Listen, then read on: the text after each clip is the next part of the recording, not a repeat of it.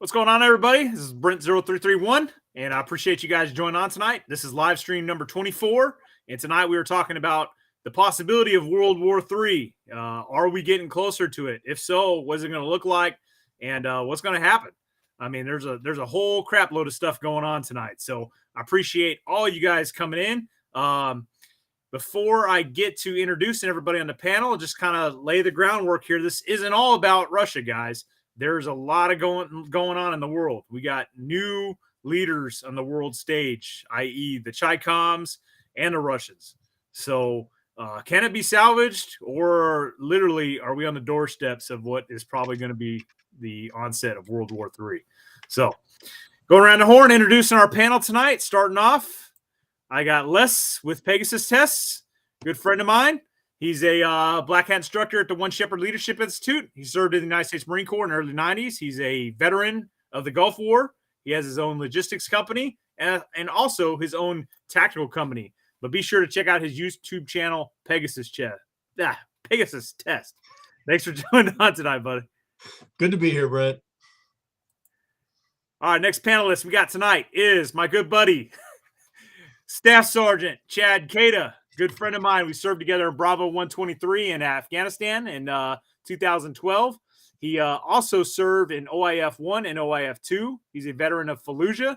Good friend of mine, great patriot, and he's studying for his doctorate in military history and always brings a great perspective to the chat. He's always well prepared, always has articles and all kinds of stuff, puts us all to shame. So definitely got a new addition to your background there, I see, Chad. Yes, sir. Fuck Trudeau. So welcome to the stream tonight, brother. All right, next panelist we got here, Bruce at Camp Armament. That is his YouTube handle. So make sure you guys check that out. That's also his Instagram handle. He should be no stranger if you guys have been watching my YouTube channel for any amount of time. Bruce is essentially my right-hand man. He's helped me film a whole host of things. And he always brings an interesting perspective to the chat. He pretty much brings the civilian perspective. Bruce is a aircraft mechanic. He's done many tactical-oriented schools, and just, again, always brings a great perspective. Make sure you check out his YouTube channel, Bruce at Camp Armament. Welcome on tonight, brother. All right, last but not least, we got the good doc, Dr. Christopher Larson. He's an accomplished author. He's written many books on small unit tactics. He's a U.S. Army veteran. He served in Korea. And he's the original founder of the One Shepherd Leadership Institute, going 40 years strong. And just a wealth of knowledge, unbelievable asset to this live stream. Welcome on tonight. All right, guys, that is our panel tonight. So without further ado, let's kick this off. Mr. Pegasus Test, you got the con. Roger that. All right. So last time we talked about Ukraine, we came to the conclusion we didn't know what the hell Vlad was going to do. And looks like he decided to invade. It seems to be right now a slow motion kind of thing. Nothing really big has gone on just yet. But clearly you don't have all these troops mobilized to do nothing.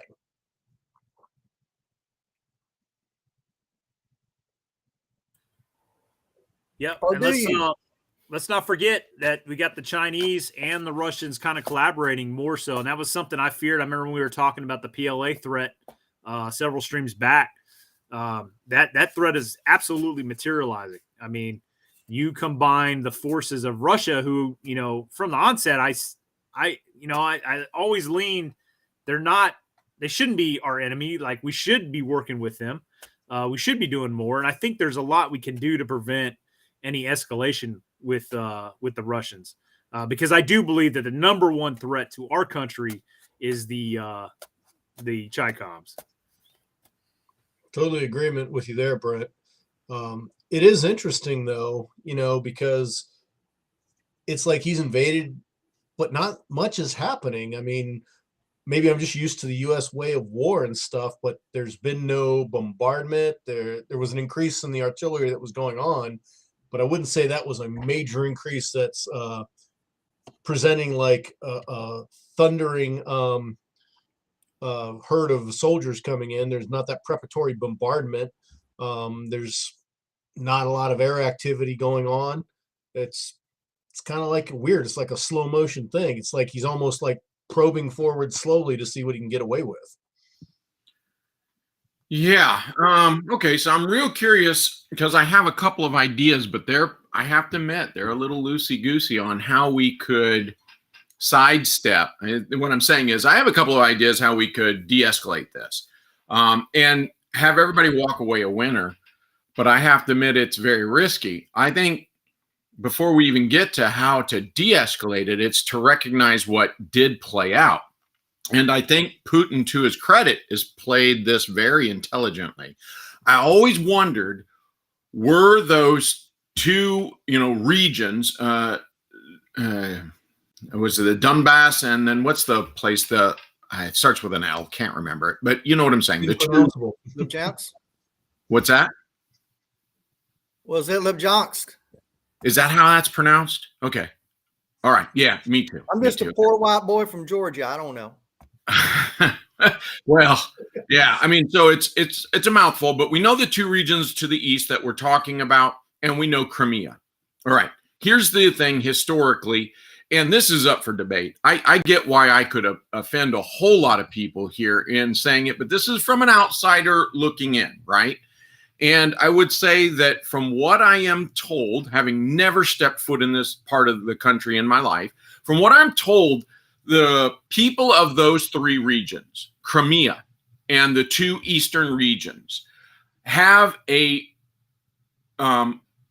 least in recent years, meaning the last 30, 40, 50 years, they have a very large ethnic Russian group, Russian-speaking group with Russian sympathies. And that this was true, this was painfully evident when Ukraine declared independence in 91. It was clear that like, wow, you declared independence, we had a hard line, this is our national sovereignty, our border, and oh, by the way, there's a whole bunch of Russians here. And I don't know why there wasn't a greater effort for Ukraine to say, hey, you Russian-speaking people with Russian sympathies, why not go on over and join the Federation? But that didn't happen, okay?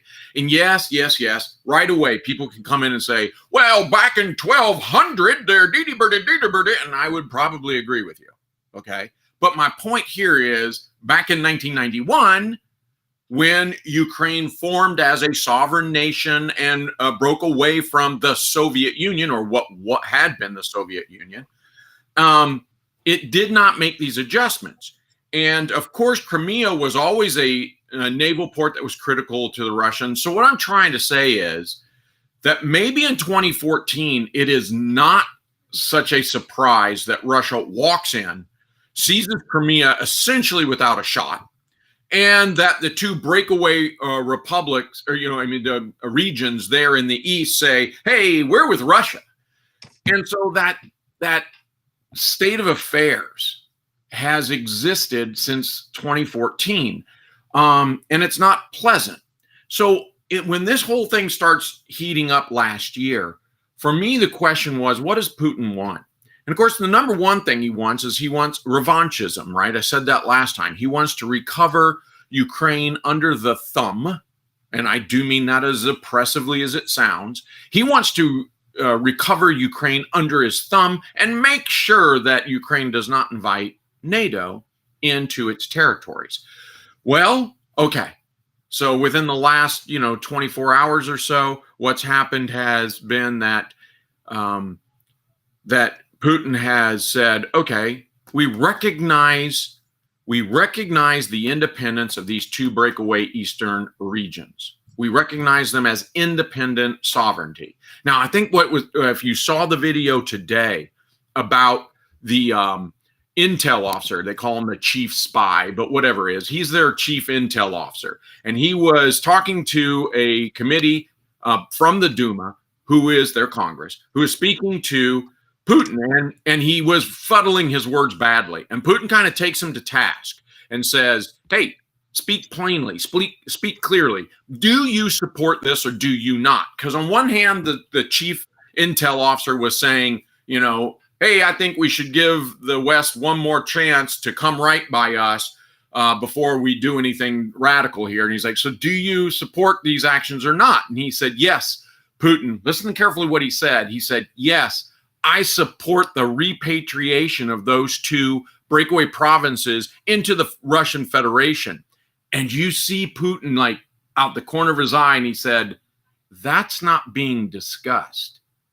We're only discussing whether or not we recognize their independence. Do you recognize their independence? Boy, I'm telling you, you could see this. The people were saying you could see his soul leave out of this intel officer, and he says, "Yes, sir. Yes, Mr. President. I agree with recognizing their claim to sovereignty." Now, the long road here is undoubtedly that he needs a sovereign Crimea, the other two regions sovereign, so that he can absorb them into the Russian Federation. And I think that's where we sit right now. The question is, people are saying, well, what he's trying to do is provoke. That's why he sent in peacekeepers. He sent in peacekeepers. There's military on the ground, we're told. And he's trying to provoke a reaction in those regions from Ukraine, a shooting war that he can then justify a further invasion. Does Ukraine take the bait? And I think that's where we are, right? Am I missing, guys? I'm just like bringing us up to speed in the last few days. Am I missing anything? I think what it really is gonna boil down to, kind of to add on to your point there, is will he stop just at the Donbass region, or will he continue? I don't know if you guys saw his speech on Monday, but it was pretty informative. It was full of historical grievances. Ukraine was part of Russia. It was created by Lenin. NATO has encroached eastward, which is seen as a threat to Russia. It's been a criticism of his since the 1990s. He even added that Ukraine is undergoing nuclear research with former Soviet bloc weapons, which is kind of out there. Cited Ukrainian atrocities in the Donbass region, mentioned in targeting of elderly, women, children, etc. And what it all boils down to is he's denying that Ukraine is its own country, its own language, its own culture, etc. I've seen some comments here that Russia and Ukraine are the same people. No, they're really not. They do have a different language. Ukraine has its own language. This kind of started back in the 1830s, 1840s with German Romanticism influence in Ukraine. You had a rise of the Brotherhood of Cyril and Methodius, which was a Ukrainian intellectual group largely associated with the birth of the Ukrainian identity movement. My source, History of Russia, for those of you scholars out there who like to read. In fact, Tsar Alexander II attempted to ban publications in the Ukrainian language, indicating an indirect acknowledgement of Ukrainian sovereignty, and this only fueled Ukrainian nationalism. So this has been going on for about 200 years. It is his own country. Like I said, I think the question really is, though, will he stop at Donbass or will he continue into Ukraine? And that's really going to dictate what his motives are. Well, I will say this. I think you're absolutely right. That's the history as I understand it. It's not necessarily as Putin understands. That was pretty clear on Monday, that he gives a list of grievances that says, no, it was always ours. That's very selective. But that said, it did strike me that as soon as he said, okay, we recognize this as sovereign and we are sending in peacekeepers. And I don't think these are well, they might be technically. Peace enforcers are not invited in, but they have been invited in by the rebels. No question about it. So I think technically we have to call them peacekeepers. And he sent them on in hoping for that extra fight. Now, I'm with you, Chad. We're all wondering this. Will he go farther than this?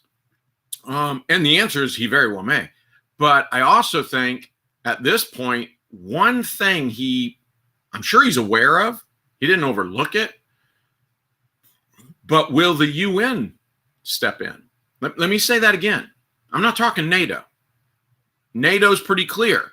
Ukraine is not yet a member of NATO, and NATO has no moral, legal, ethical, obligation to come save Ukraine from Russia. That's not necessarily the case for the UN now, is it? The UN actually represents all sovereign nations. And so the UN could feasibly take a military lead on this.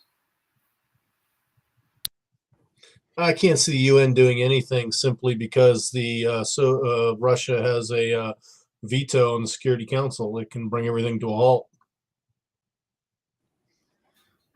I just want to remind you guys that, you know, some of our most informed viewers here, those are from Russia, and they've said all along that this is just a training exercise. And I'm sure at any day now, maybe they should message Putin in case he forgot, but they will, Russia will pull all their tanks and toys out of everything up until Donbass. They'll overturn Crimea. They'll head back inside their border.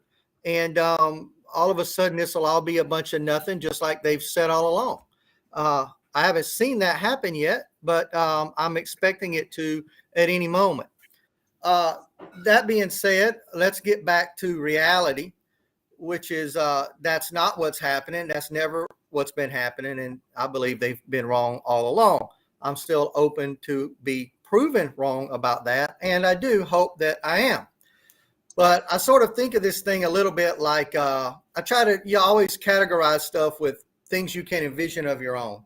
And a lot of people sort of refer to it, and I have too, as Germany and the Sudetenland of taking over essentially a land where people are speaking, you know, their own languages and claim to be German people. And I think that there are certainly parts of Crimea and areas in eastern Ukraine that applies to. I think that this is my summary of what's going on. Russia backed a bunch of pro-Russian individuals and organizations in both of those areas. And after a while, those areas became very pro-Russian. This is according to what we're hearing. And eventually those two areas, Russia looks at those two areas and goes, actually, I think we could roll some tanks in there and we could just officially make it ours. And this is the maybe second or third step to that, which is that they are acknowledging the independence of these two areas. And then pretty soon they will acknowledge that these two areas are now allied very, very closely as states, or what we in the United States would think of as new states, to Russia. It would be akin to Mexico looking at Texas and New Mexico and realizing that there's enough Hispanics here that maybe those Hispanics would have more in common with Mexico than they would Americans. And then therefore they say, hey, you know, why wouldn't we take these two new Confederate states and recognize them as independent nations? And then eventually they would just become part of a blended Mexico. Of course, the United States would be upset about that. And that's exactly where I think Ukraine is right now. So, you know, what does this all mean? I also think about Trumpism a little bit, and I'll bring him into this and explain. I like one thing I learned from Trump is to ask for the world. If you want $10 an hour, you ask for $75 an hour, and they'll go, "That's crazy. Listen, we're going to give you $15 an hour, and that's our final offer." Well, you just got $5 an hour more than you wanted. That's winning. So if if Russia lines up 30 divisions of Russian troops outside of Ukraine, and the United States and NATO goes, "We're not going to let you come into Ukraine. You better not do that." And then he ends up getting two big states, two big chunks of Ukraine out of that. Well, he can then go home a big victor, winning everything he wanted, making us think that he wanted all of Ukraine, when in reality, he was completely content on settling for just those two areas for now. You can always go back and get more. As long as you're gaining land, you're gaining. And that's all that matters, right? I don't know that's what's going to happen, but, you know, I guess time will tell. We'll just have to pay attention and see. No, Bruce, I'm on board with you. In fact, that is one of my risky Ukrainians. I probably would like shoot laser vision at me for saying this, but if we go back to 1991, here's my estimate. Judging from today, I reserve the right to say that I was wrong, and particularly in the next 10 years, and come back and say, wow, boy, I was absolutely wrong about that. But judging from today and looking at the last 4 months of this, what it looks like is Ukraine in 1991 should have had the foresight to say, hey, those two regions in Crimea, Russia's never going to agree to this. Let's let them have it. I think instead what happened was Ukraine said, hey, we're declaring independence and sovereignty, and they grabbed as much as they could without giving much thought to it. I wonder this.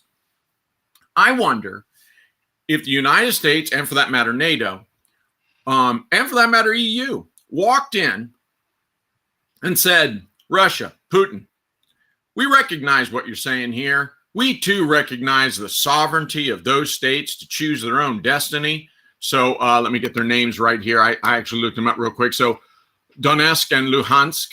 And for Donetsk and Luhansk, we recognize their sovereignty. We'll go you one farther. We recognize Crimea's sovereignty. And lo and behold, if those three regions decide that they want to be part of the Russian Federation after some political referendum, that's their sovereign choice. And so we recognize that. The rest of this area is hardline sovereign Ukraine.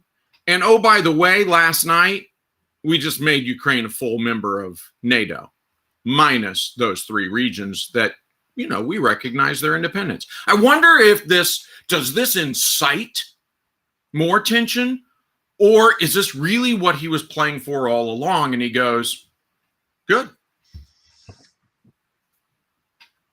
I don't know. I don't know.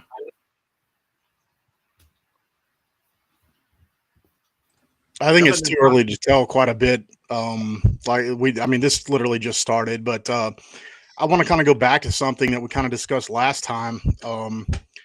Could this be the part of a larger Fabian strategy just to eke away at Eastern Europe? Doc, you kind of pushed back a little bit on that last time. So has your thoughts changed at all, or? No, I think you're right. I think part of this is, what we would call no greater friend, no worse enemy. What's the word I'm looking for? That whole entire mantra or ethos, military ethos. This is what the Marine Corps said in Iraq, and I think it really lived that to the best of its ability. I think this is Putin's effort too, to say, look, I can be a peacetime player, and I can provide natural gas to Europe, and we can be, partners together, or you can cut me out of the picture and I can just intimidate the living hell out of you by grabbing everything that I can rationalize. So I recognize the weakness of my proposal minutes ago, that the weakness of that proposal is, number one, that it is trying to placate. It is appeasement to Russia, but more specifically to Putin.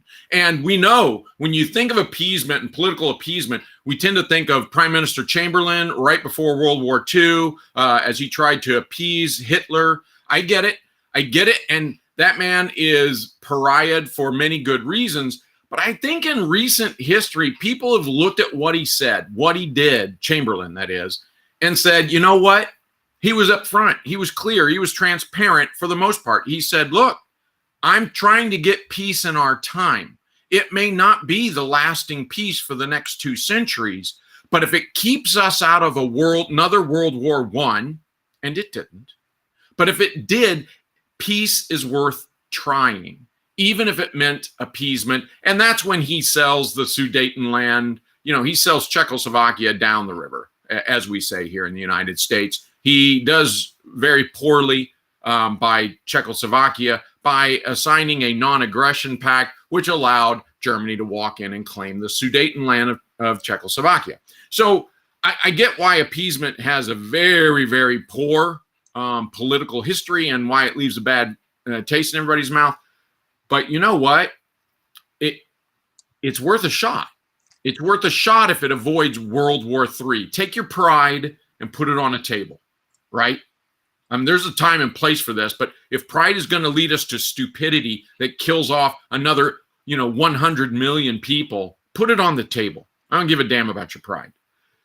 That said, it's easy for me to play, appeasement with someone else's people and territory.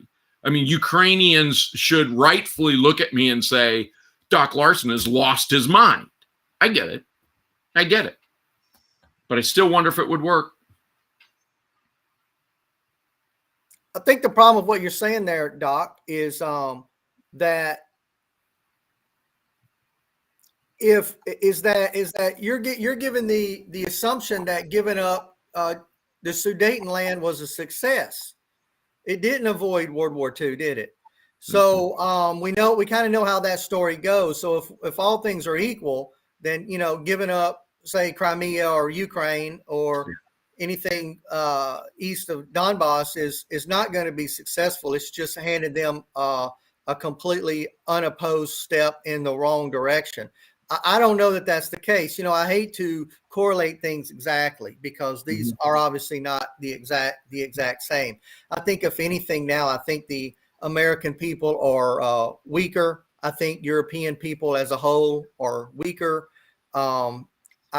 I don't think that. I think that maybe Russian people aren't necessarily tougher, but they are less weak than their American and European counterparts. Maybe that's what this comes down to, right? I mean, where else where does the rest of Europe have a bunch of divisions amassed ready to defend anything? It doesn't look like they really are. And as long as you're going to be that bully or that aggressor, as long as you're not meeting any resistance, what's to stop you? What's to stop you from moving forward? So I think that's something. And there was another comment earlier, and I can't quote it, but basically the comment was that Ukraine saw itself as a de facto NATO nation because they had given up their nukes in a promise that we would defend their borders. Well, that obviously didn't happen, did it? And so if I'm any other country that's been on the border or on the verge of creating nukes or giving up nukes, and I've got a promise from the U.S. that says, you don't need those nukes, we're going to take care of you. Well, that promise is out the window. That's not worth the paper it's written on, is it? You can't depend on that. And the problem with the U.S. is, maybe you had somebody like Trump that would have actually defended that. But Trump was here for 4 years. The problem with the United States is that our government moves back, changes power, moves back and forth every 4 to 8 years anyway. So you can't take a promise from a country that's only good for 8 years when it comes to something like nukes for your national defense. So if I was Ukraine, I think the first thing I would do is start getting nukes back.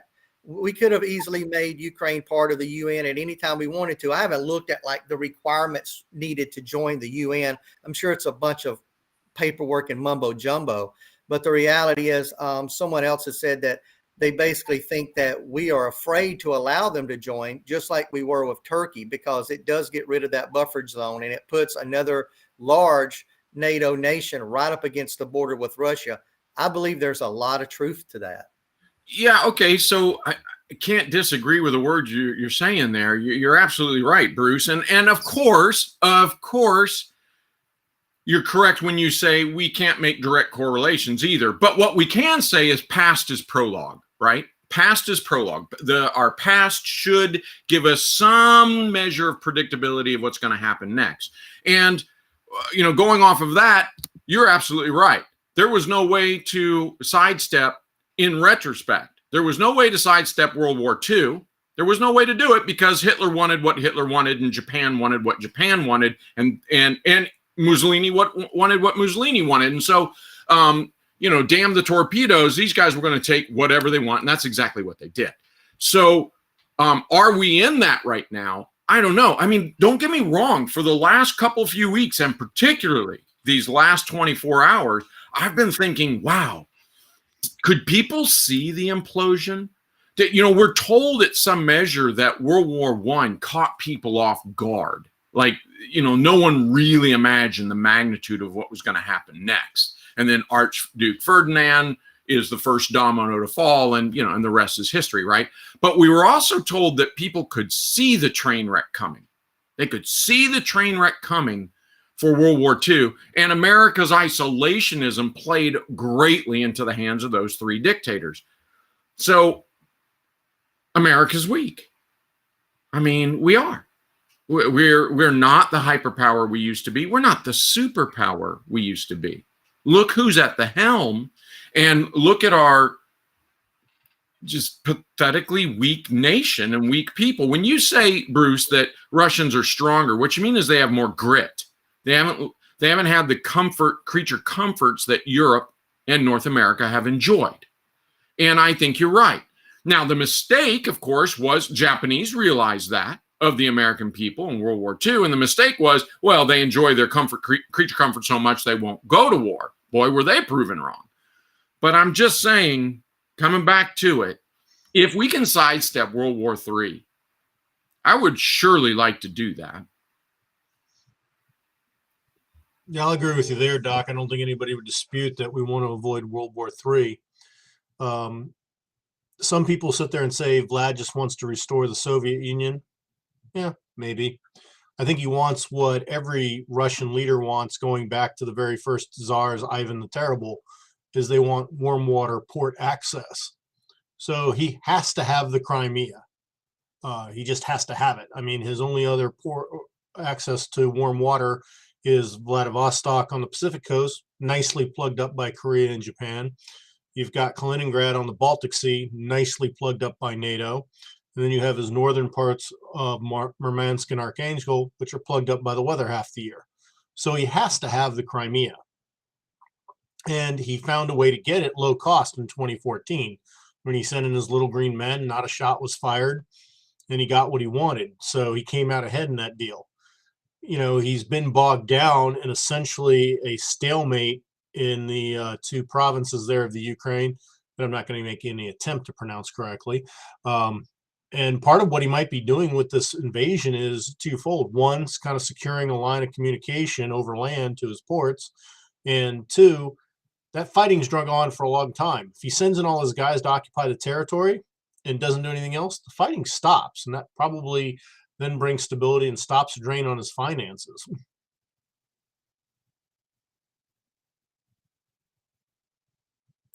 What you got, John? You haven't spoke since you've been here. I don't know. I kind of feel like the immortal words of the great Gunnery Sergeant Highway when he asked his opinion of things. It's a clusterfuck, sir. So I might be the one out of all of you to maybe have a different point of view. I've talked directly with some friends and acquaintances, a couple who are actually from that region of Ukraine and currently have family there that they are in contact with, and some other folks from that area. And I'm not convinced that we're getting the whole story or the whole picture. And maybe it's just my age getting more cynical. So as I understand it, and this is what they are telling me as people who are from the area, that Donetsk and, let me silence that, sorry, DPR and LPR were historically part of Russia. We can go through all the things of how it got transferred over to Crimea, transferred to Ukraine and everything, but it's kind of, side fluff. The way it was presented to me was it's more akin now to Texas deciding that it no longer wanted to be part of Mexico and wanted to be part of America, and America saying, okay, you can be part of America. DPR and LPR are pretty much all Russian. They don't want as a people to be part of Ukraine anymore. They want to go back to being part of Russia. So, okay, fine, let them. That's where I start getting, why is it any concern of ours? Now, understanding being a Cold War era, kid, the strategic value of the situation, but I'm not convinced one way or the other yet that we haven't done our fair share of, for lack of a better word, sticking our noses in where it doesn't belong. And specifically speaking of this current administration, that we've been fomenting things, because I've got people telling me that people living there who aren't military, aren't government, they're citizens, are saying they're seeing a lot of people that look and speak and sound like us running around doing things that they ought not to be doing, contributing to this whole situation. When you start taking in the current occupier of the White House, his familial ties to Ukraine and that situation, I just start getting a whole bunch of questions and red flags raised up. And I go back to the whole thing of if DPR and LPR want to be part of Russia, fine, that's all their business. I'm afraid we're messing with things that we ought not be messing with. And part of Europe is throwing a temper tantrum like a little yapping chihuahua, and they're looking at us as being the big German shepherd still standing behind them that's going to back them up. And I'm quite honestly fed up with Europe in general right now, and this is just me personally. I'm tired of us spending our blood, sweat, tears, money, and people to freaking prop them up and do crap for them. You know what? Y'all sort it out for yourself for a change. We got our own stuff to deal with right now. This is y'all handle this. And if you get yourself in a pickle that you could have avoided, don't come whining and crying to us that somebody's poking at you. If you go, for lack of a better metaphor, poking a bear and you wake him up that's been snoozing and he comes after you, don't come screaming about it. I mean, yeah, I understand all the strategic sides of everything, but I'm also trying to be objective and look at it from the flip side of, we almost did go to World War III when Russia wanted to put missiles in Cuba capable of reaching the U.S. in under 5 minutes.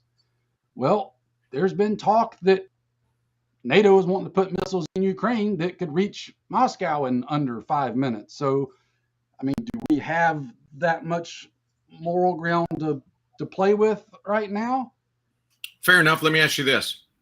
So, John, man, before I ask, let me say, I agree. If those three provinces, right, Luhansk, Donetsk, and Crimea, fall to independence and or are recovered by the Russian Federation, it's very, very hard for me to care. It's only my opinion, but it's very hard for me to care. In fact, I hope if that happens, Ukraine is smart enough to say, everybody who likes Russia, go join those three, get out now and get out of my country. No more independent, get out, go to those places. I'll pay for your move. Get out now. So I think that makes sense. And I just don't care. Here's my question. What if what if the Russian military moves outside of that towards Kiev? How do you feel about that, John? That starts to become a whole different ballgame at that point. I think that changes the dynamics entirely. You're either there because those breakaway republics want to be their own independent republics. Okay. Free will of the people to do as they choose, is that as long as that's what, those regions want. You start heading towards Kyiv, and then you've got a different situation. I'm not convinced that that's what Putin wants. Now, I'm no fan of Vladimir Putin. I've read up on him. He is old school KGB. I don't trust him per se, but I don't trust our president right now either. So that's not saying a whole lot of who I trust and don't trust.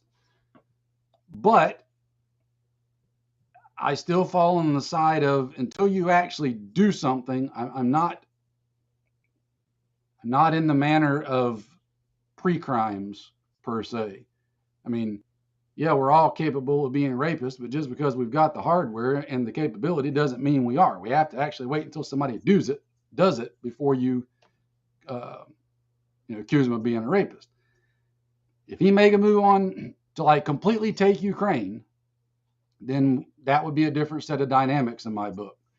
Then we would have to start looking at different things.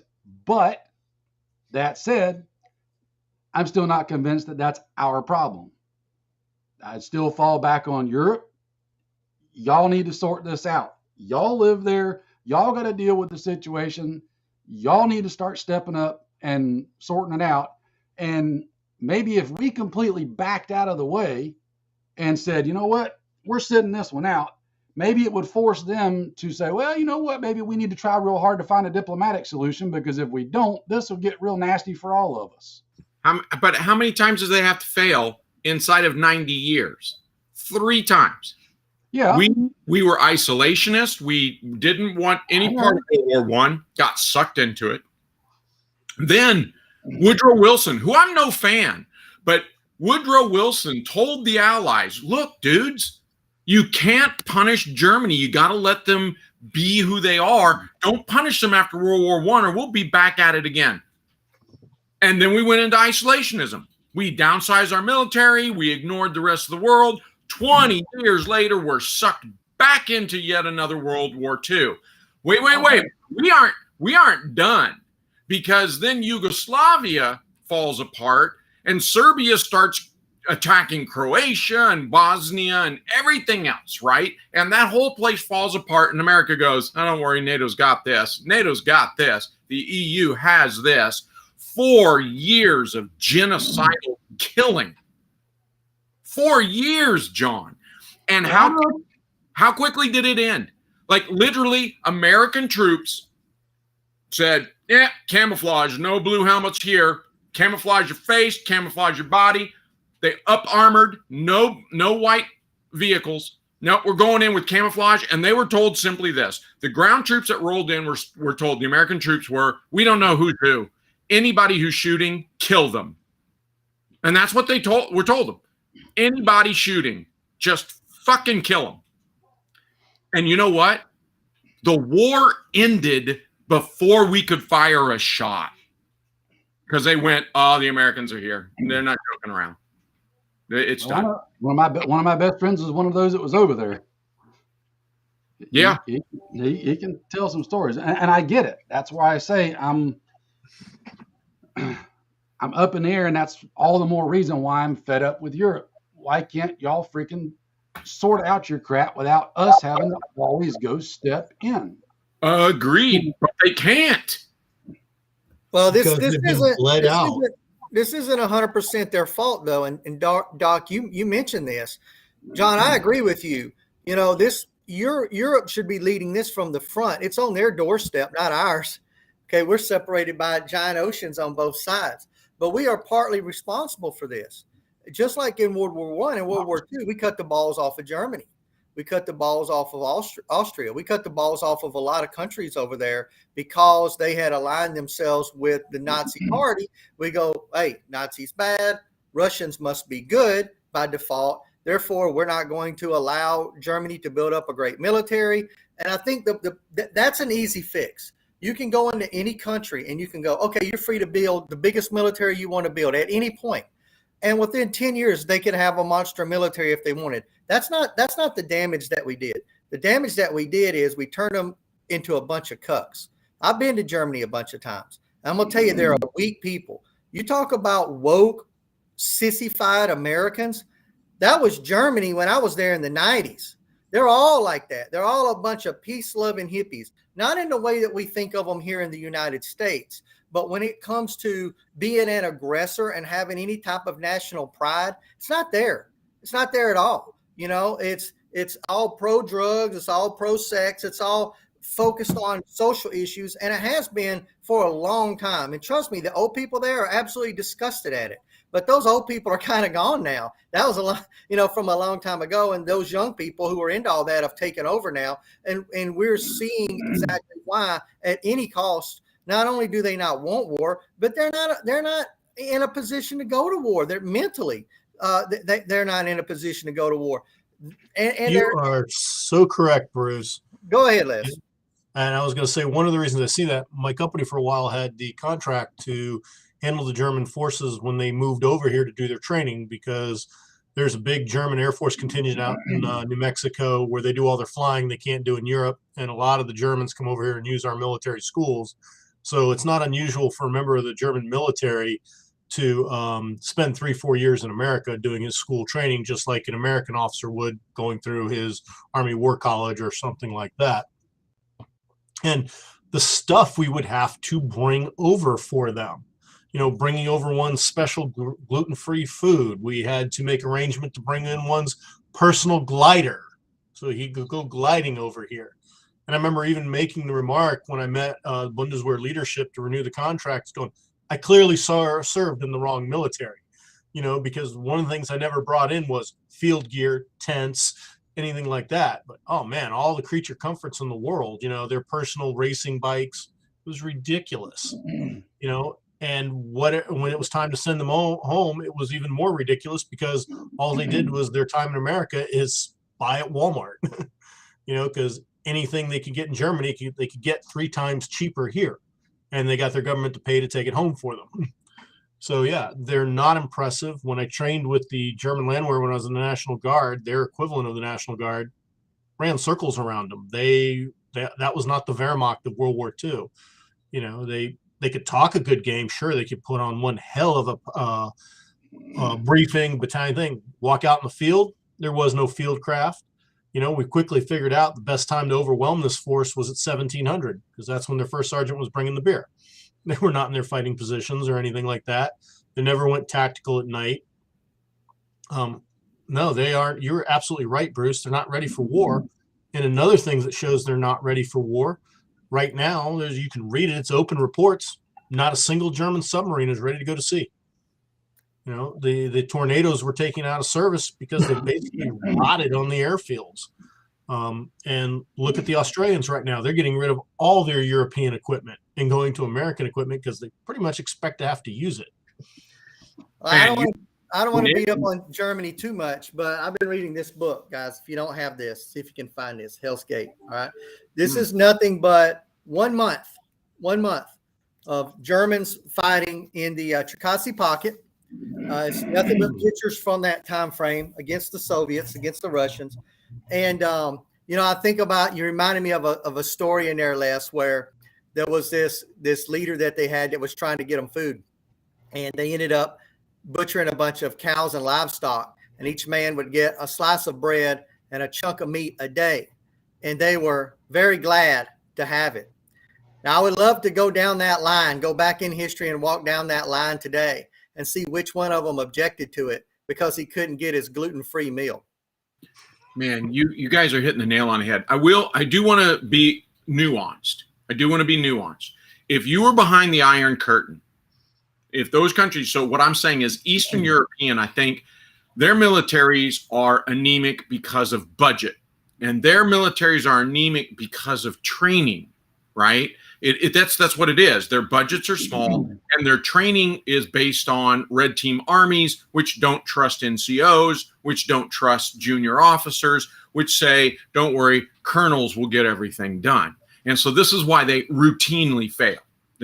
Seriously, it's why every time we assess them, we go, Jesus Christ, guys, it doesn't take a full bird colonel to make a decision that a corporal can make. Well, we don't trust our corporals. So that's why they fail. But they don't fail out of grit.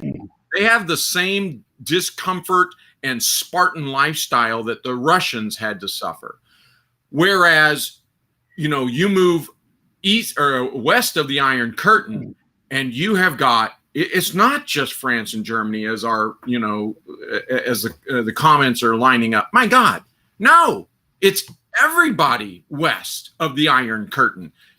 The one exception, and I'm not sure I give them that much of an exception, is England, UK. They have a professional military that I respect, okay?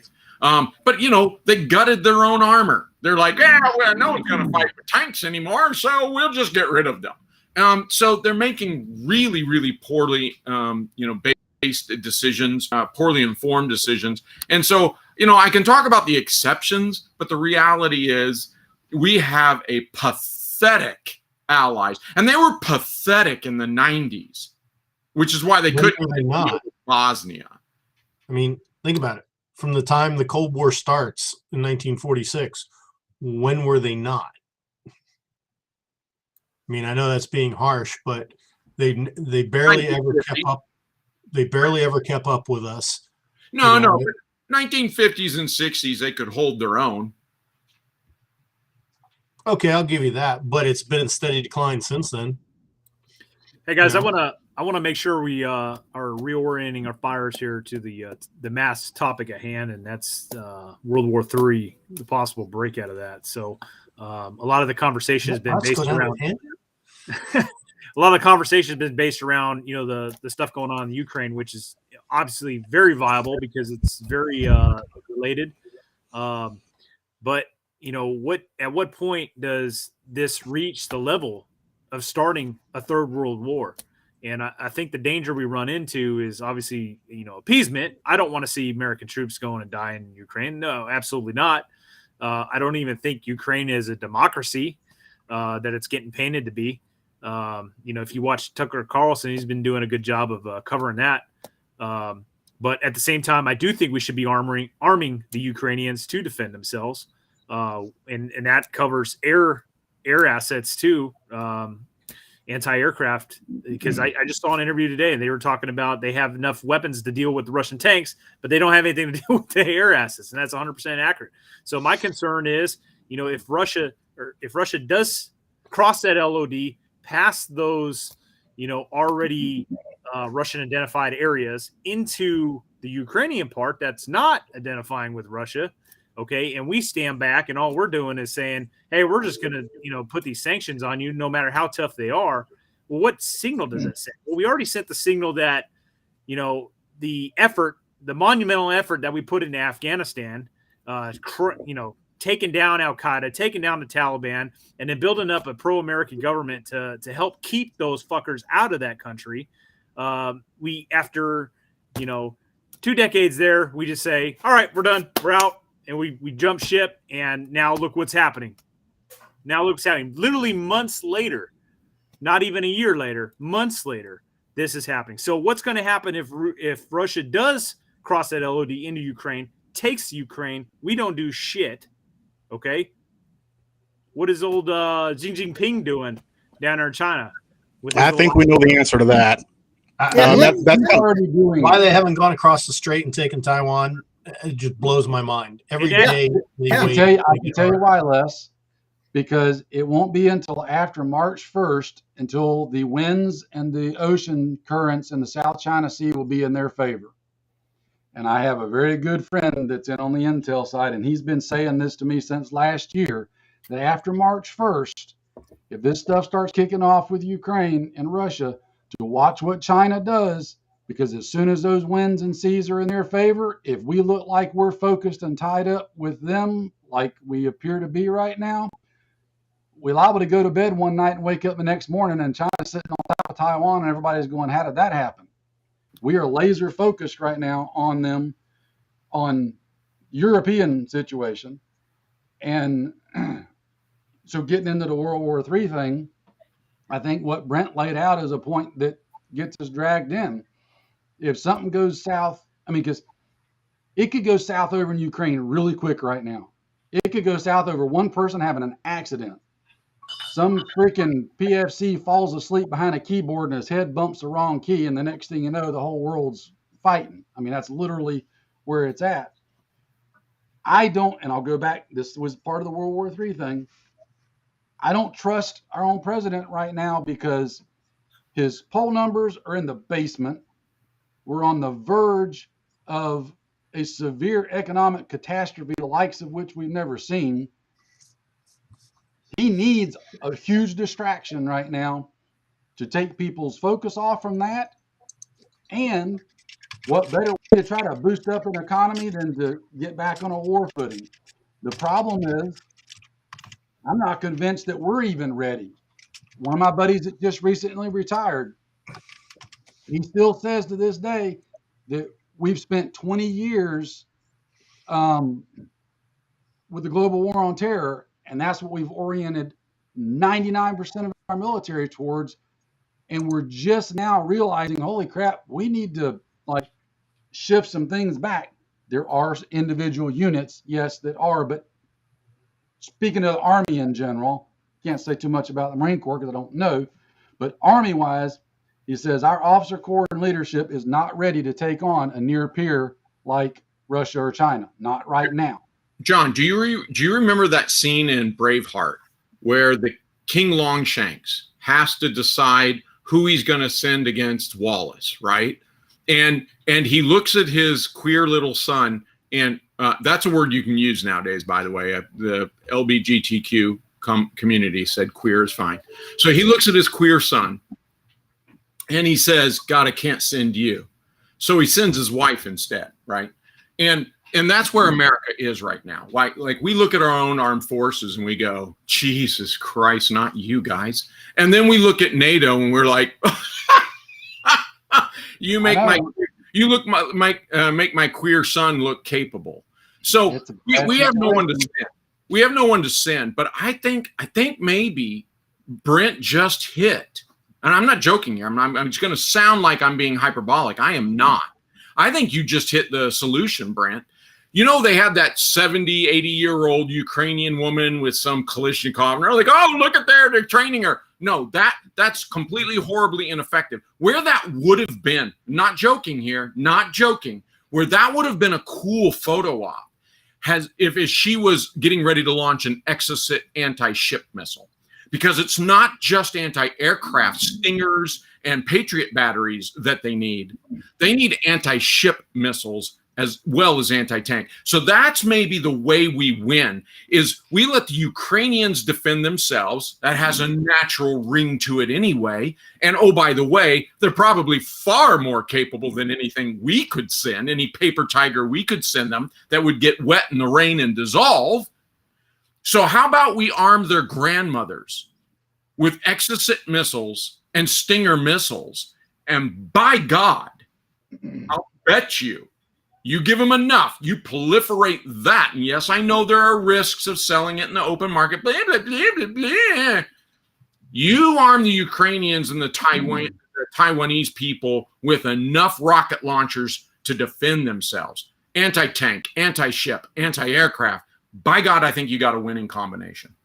Oh, I've always said we should be the arsenal of democracy, and we're starting to do it in some respects. 250 Abrams tanks are on their ways to the polls. Why they weren't on their way 20 years ago, I don't know, but they're finally, better late than never. Air Force is buying new F-15EXs. Well, all the old F-15 should be going to Eastern Europe.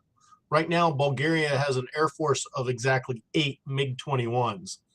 I'm sure we could scrounge up a few squadrons of F-16s out of Davis Moffin and get it over there. Is it up to our standards? No, but it's way more in advance than what the Bulgarians have. And, more than enough to take on the Russians, because they're not exactly top of the line stuff right now either. But yeah, give everybody an air force, give them a military, do great for jobs back here at home. And you know what? Navy needs more ships. So let's start building ships and send the older ones over there. Absolutely. So jumping back to what Brent was saying, okay, so World War III, this has been something I've been thinking hard about for a while.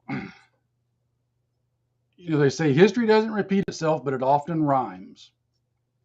Look at where we are as a country right now. We're heading for some extreme economic issues. From December 1st to February 1st, we added over $1 trillion to the national debt, and that's not counting all the unfunded stuff that's not being talked about. We're going down a very, very rapid dark hole economically. You've got our manufacturing capability is a shadow of its former self. You've got multiple regions of the world in turmoil. We have incompetent leadership. Like, all the recipe is there. It's like we're just waiting on somebody to drop the match and set the whole powder keg off. And I'm not sure enough people are honestly paying attention to it, because too many people are worried about still, watching the Super Bowl and getting to Walmart. It's like everybody's just asleep. Oh, well, occupier in the White House, a joke. Ha, ha, ha. Let's laugh about it. No, it's not a laughing matter. You've got the head person of not only America, but the free world that's crapping his pants and needs help tying his shoes. And that we're falling economically. The border's getting overrun. The world's on the verge of being on fire. There's serious freaking crap going on. So yeah, Brent, World War III, it's on an edge. And to paraphrase that famous quote, it's going to be a crap sandwich that they're all going to have to take a bite of. And we ain't going to have no salt and pepper Tabasco sauce.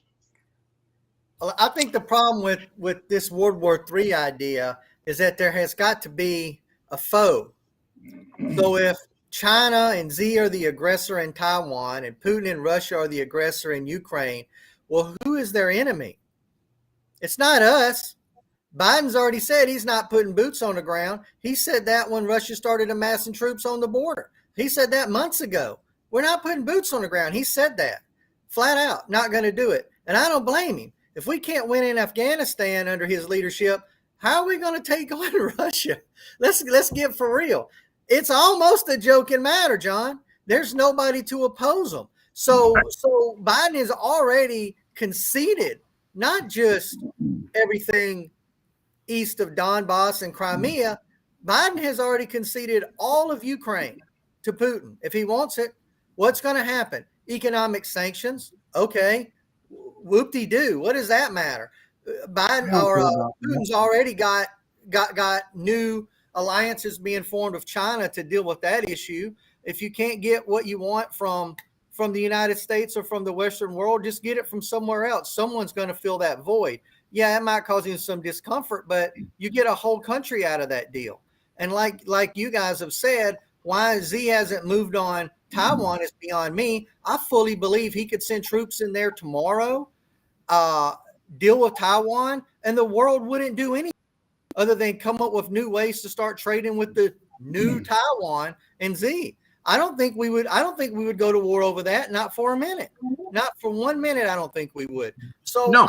There's no World War III as long as we're conceding land and don't draw a line in the sand and say you can't come beyond this area. I think that's why.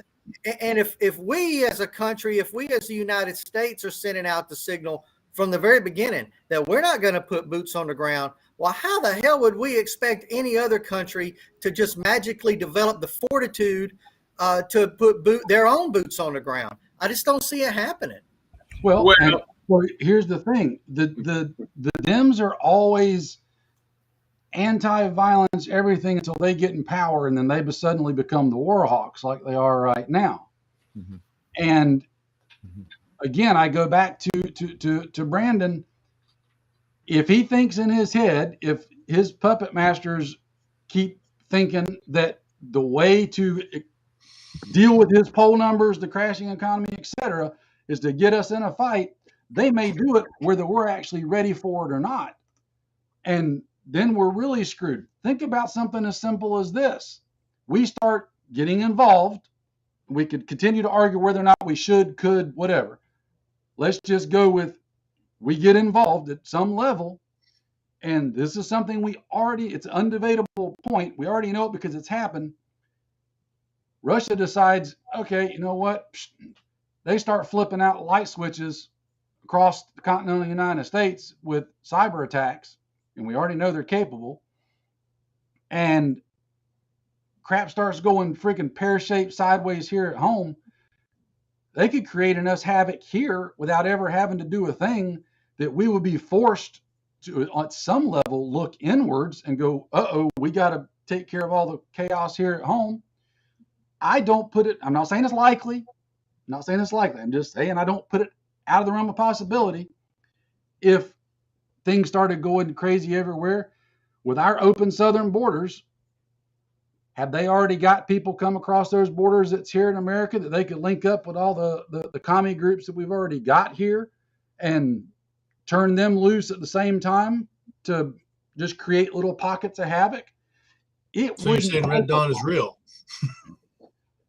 Not at the same level or same scale, but in the same end result, maybe. You know? Antifa. And all China has to do is hold back toilet paper and America would collapse. Yeah. I mean, that's what I'm saying. There's so many little things like that they could do. And again, right, wrong, whatever. doesn't change the fact that it could happen and we could be facing really bad stuff here and around the world all at the same time. Then everybody gets in a pickle, and well, now we've got the topic of Brent's live stream. I think you raise a good point, John. I don't think any of us are really looking inward. World War III could be fought on our own soil in a civil war. Not to venture too far off topic, but there are some dangers with what's going on overseas. I just heard recently that I think it was yesterday, the day before, that the Chinese are offering to offset economically to counter the sanctions against Russia. So you have a Russian-Chinese link there that's kind of dangerous. But I want to go back to that. You're talking about things that are happening internally. What about a World War III on American soil, where, we got to the north. You guys see my flag up there, right? See my flag? I've got to pull my flag out, and I'm very proud of that flag. But we have a Western leader who is targeting dissenters in his own country, and that's right to our north. Who would have thought that ever would have happened? Right now in D.C., you have the Army National Guard putting up roadblocks in Washington, D.C. in anticipation of the trucker convoy that's supposed to occur in the United States of America. So I don't know if this administration is going to start targeting civilians like it is in Canada, but that's equally as dangerous, if not more dangerous, than what's going on overseas. So maybe we should talk about that for a minute. It all plays in together, and you're right. The stuff in Canada is just a prelude, I think. I don't have any good pearls of wisdom or answers, though. Well, let's look back on history real quick, because history can tell us these things. And Chad, you can come in on this. You'll know more about it than me. But I remember during World War I and World War II, the Germans had the Zimmerman note and a Denome letter or something to that effect, where they essentially said, "Hey, we need to try to keep America out of World War. Therefore, we're going to create a war in their own country, on their own border with Mexico, so that they're tied up in their own war. That's their focus, and they won't have the ability to then fight a war on two fronts and send a whole bunch of troops and equipment and support to Europe to defeat us, Germany." So I think that's kind of already happened, though. Like Putin is looking at old war tactics, and Putin's saying, "Hey, can we somehow get the United States distracted on a war of their own?" Well, he can go ahead and check that box, because our president has already said we're not putting boots on the ground. So we've already checked that for him. He said, "Hey, who checked this box?" And President Biden's already checked that box, because he was quick to check it, because he's already said not putting boots on the ground. So something like that is to sort of think about. I agree that having any kind of unrest within Canada, within the United States, getting our military to turn on our own people or our police or whatever the case may be, as long as we're tied up with our own problems, then everyone is going to say, "Hey, we can't possibly deal with something going on far away in Europe, where most of us can't find Ukraine or Taiwan on a map, when we've got our own problems here domestically." And all you have to do is look through these comments. Anytime we do one of these videos about Ukraine or World War III, guys, go look back through the comments. There's plenty of people that are viewing this that do believe that we should be an isolationist country and only worry about what's going on within our own borders and not what's going on outside. Hey guys, we're talking about World War. Let's remember that Russia had to fall out of World War I early, even before we got involved. They fell out because they had their own internal turmoil with the communists, So the Bolsheviks come over and they take over Russia, and it becomes the Soviet Union. So this isn't like outside the realm. I get it that it's marginal, but it's not outside the realm of possibilities. And while many of the commenters know that I am not a Republican and I am not a conservative, I hear and I get to see all the "go home boomer, take your fourth, inoculation." Okay, whatever. That's kind of cute. But here's the point.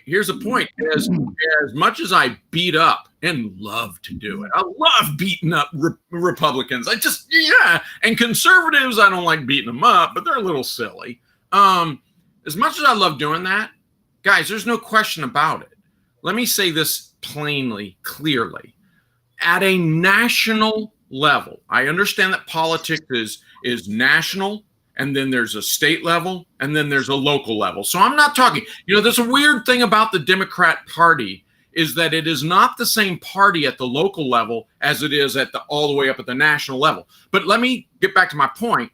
At a national level, the Democrat Party are Marxists, openly embracing Marxism. This is why they have openly embraced the Marxist BLM movement, the Marxist Antifa movement.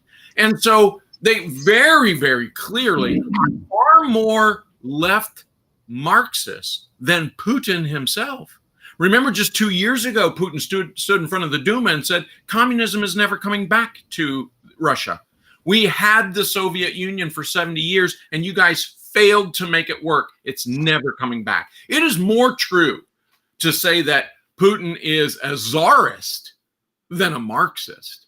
But here in America, we absolutely have Marxists. The entire national level Democratic Party are hardcore, woke Marxists.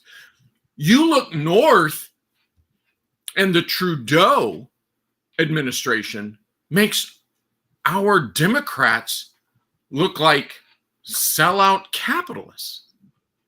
So when you say, we might have an internal struggle here, no kidding. Yes, the racist, black-faced, anti-everybody but his own Cuban ancestry, he is a hardcore Marxist. And Marxists have been racist for a long, long time. So, this is a real problem. And this is one more reason why, even if we sent our capable military overseas, we found a platoon or two that could actually find their buttholes with both hands. Even if we could do that, we would just be sending away our only protection at home. And Trudeau would rally Antifa and BLM and march on Washington. And Washington would welcome them with open arms. Open arms. Bruce, jumping back to your question a while ago, and I'm not in disagreement with you, Doc. The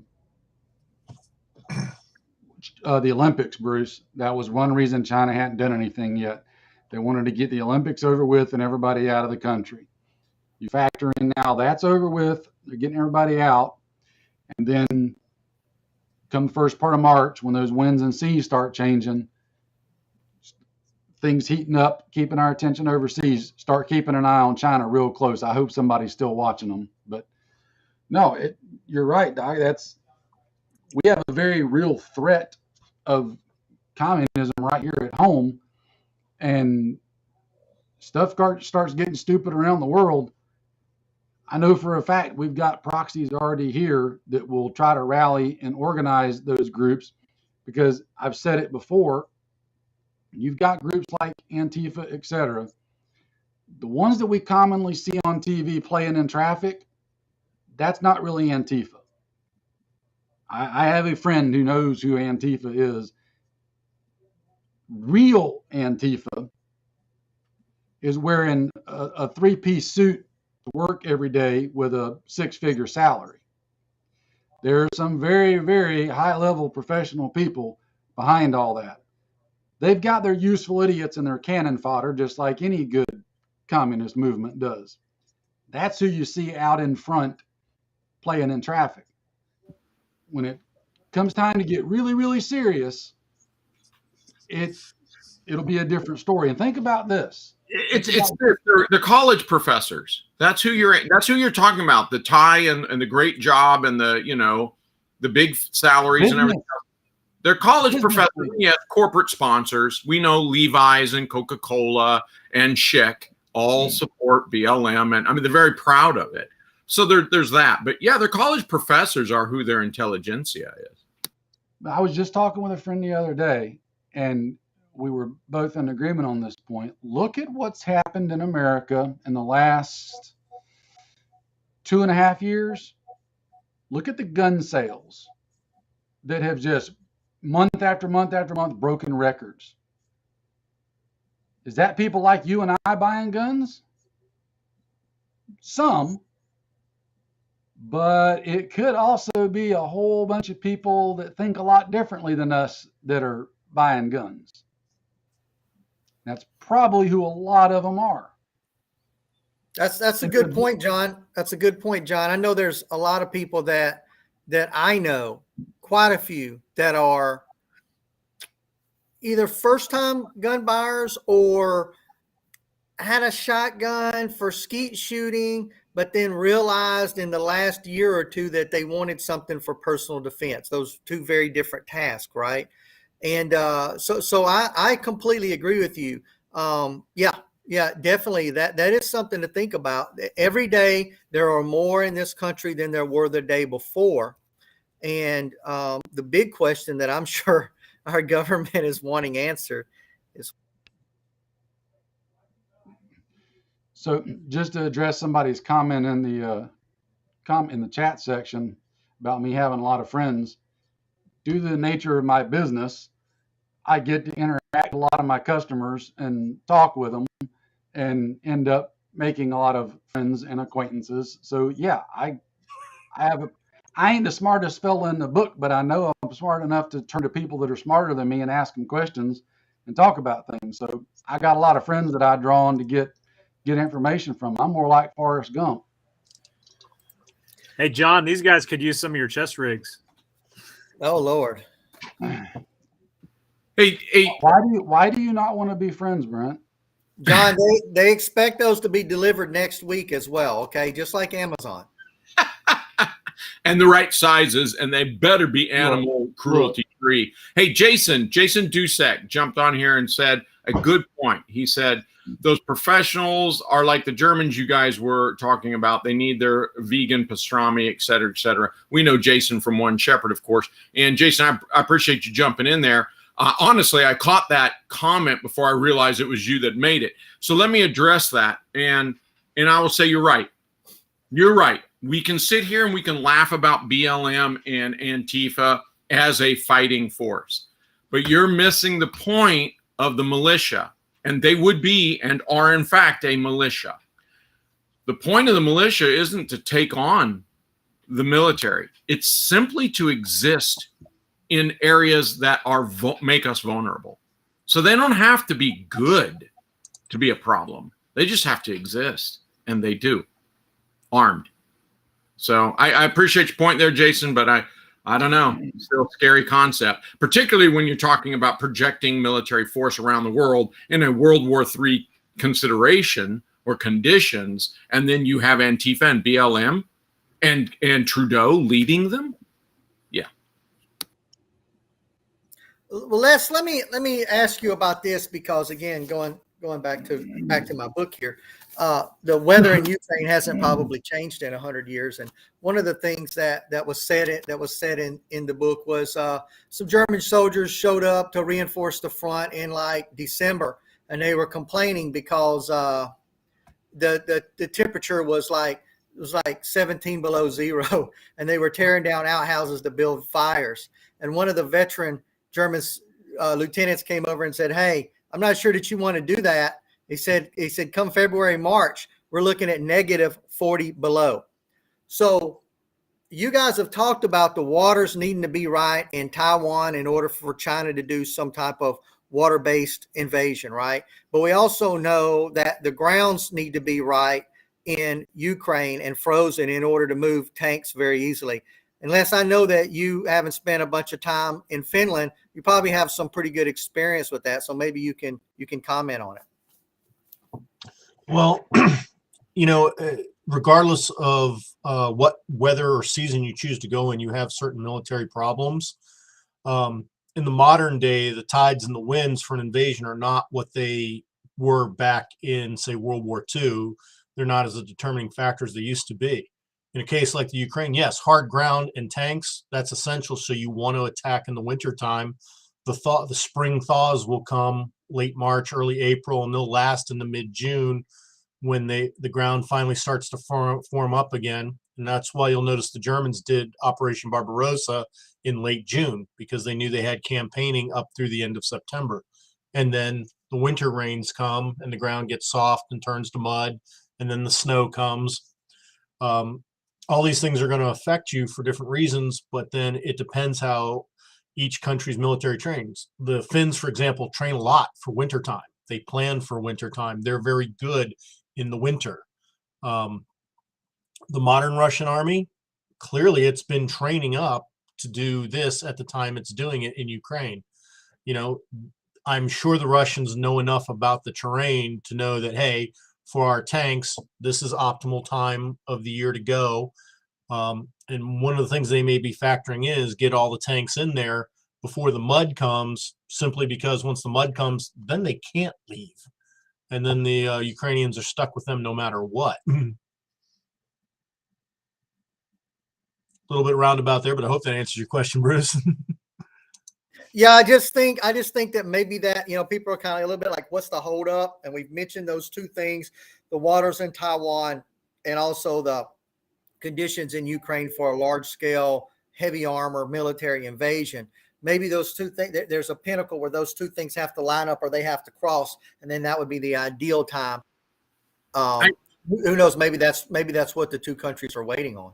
I don't know. It's funny that you asked that, Bruce, because I'll say that like in the Koreas, which are very mountainous, and they are low altitude, very new mountains, right? So they are steep and jagged, and they make wide valleys in between them, but that are filled with rice paddy and seasonal rains and everything else. And so in the Koreas, it's very well known that if you want to move tanks off of a road, you have to wait till the cold season, right?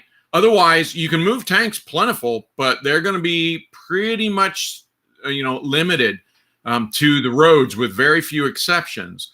And so then I think about places like Kansas. Remember that Ukraine is the breadbasket. And so then I think about places like Kansas, and the Big Red 1, the 1st Infantry Division out there, is a mechanized infantry division, meaning it has plenty of armor with it. And so when you were saying that, that's an excellent point. So I punched in, when is the dry season in Ukraine? The answer was rather surprising. I'm wondering if Chad has any more information on this. The answer is surprising. It said, there is no dry season in Ukraine. I was like, oh no, that's bad. Chad, you're our data guy. Got anything about like that sort of thing? When can tanks move? Is it strictly on frozen ground in the Ukraine? If you had asked me this last time when I actually had that information, I could probably give it to you, but I don't have it at my disposal at this time. I wasn't really prepared for that kind of question. I do want to kind of go back to this concept of World War III, and I want to kind of get Brent's input on this. I have a serious question. You're the only one still serving in uniform. Is our military prepared for something like these overseas contingencies? What do you got? I think the Marine Corps is. I don't know about the Army. And the reason I say that is because the Marine Corps is just completely invested. Now, let me just say, again, back to the World War III thing. I don't think Ukraine is the flashpoint for World War III. However, I think it's the lead up to, right? Because once the Chi-Coms see Ukraine get steamrolled and we don't intervene, it's going to be, oh, they're not going to do shit in Taiwan. Well, I'm here to tell you guys, we are going to do shit in Taiwan. All right. We will intervene in Taiwan. The U.S. likes to play this little game like, oh, will we or will we not? But we will. There's 100%. And the Marine Corps has been gearing up for this fight because they know it's They know it's going to happen eventually. So I think the Marine Corps is definitely on the right road and gearing up for it.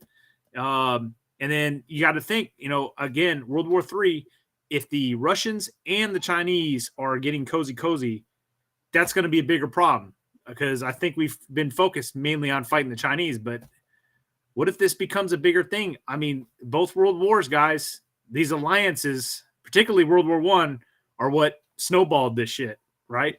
So, we've gotten conditioned to fighting one nation at a time.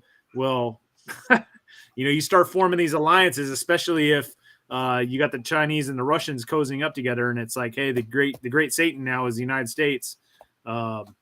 that's going to be a problem. You know, yeah, I'll jump on there, Brent. So I think this is just my gut feeling, but for the last 30 years, what I've watched our military do is say, screw developing the people. We're not going to develop them. We're not going to train them well. We're not going to take that serious. We're not going to get into human factors of, physical load weights and cognitive decision-making models. No, instead, what we're going to do is we're going to rely on technology. That's where our edge is. That's where we'll win. Smart bombs and satellites and, and all this stuff. And so I would say that the reason we will intervene in Taiwan is there's an incredible likeliness that we'll be successful. Why? Well, because a fight in Taiwan, in and around Taiwan, is predominantly, I would estimate 80% or better of it is going to be Air Force and Navy. The Army and the Marines aren't going to see much. And it's going to be a technology challenge. So, I'm not saying there will be zero ground fight, and I'm not saying Marines and soldiers won't be involved. But just as Afghanistan and Iraq were 90% Army and Marine fights, a fight around Taiwan would be a Navy Air Force fight. And so I think they're itching for the fight, but I think you throw in a critical component that we're not prepared for yet. We knew China did not have the Blue Water Navy, but could come up with just because of proximity, could come up with a pretty plausible Air Force to fight. Well, with Russia, Brent, you're right. It's both. Don't get comfortable there, folks, because the Russian and the Chinese can both bring it. And I'll tell you what, while the Chinese are bigger, the Russians are more technologically advanced.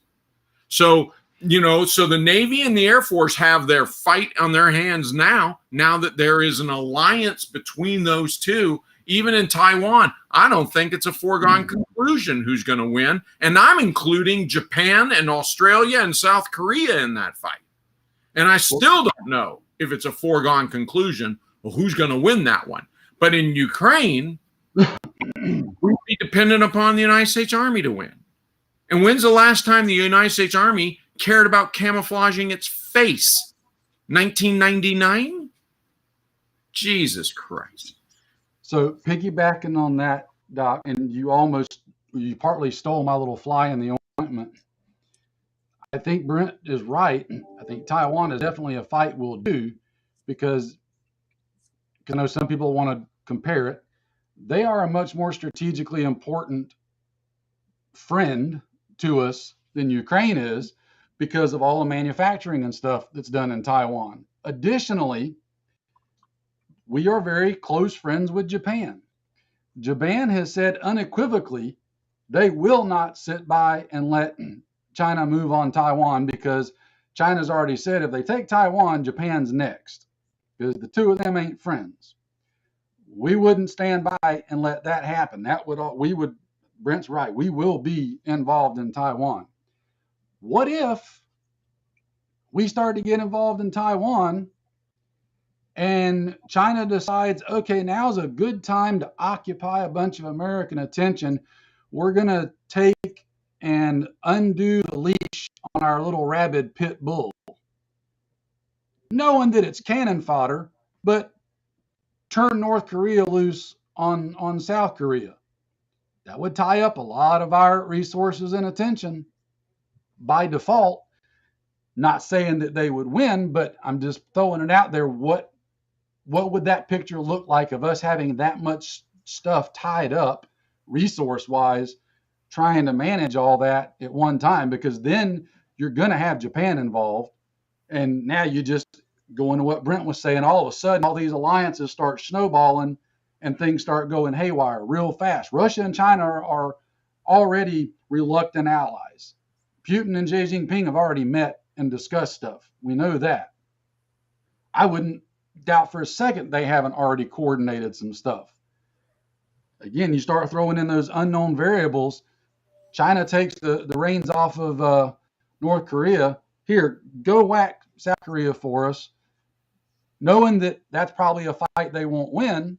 But again, just reiterating, it ties up focus and resources of ours. I mean, you got to look at Yep. People are saying, "Oh, it's just China and Russia." Well, first off, oh my God, just China and Russia. So just 900, or 1.2 billion people. How can you say just? But that's okay. It's not just them, because they have Belarus, and they have alliances with Iran. They're developing alliances with the Taliban in Afghanistan. So you're going, and they have alliances in Syria.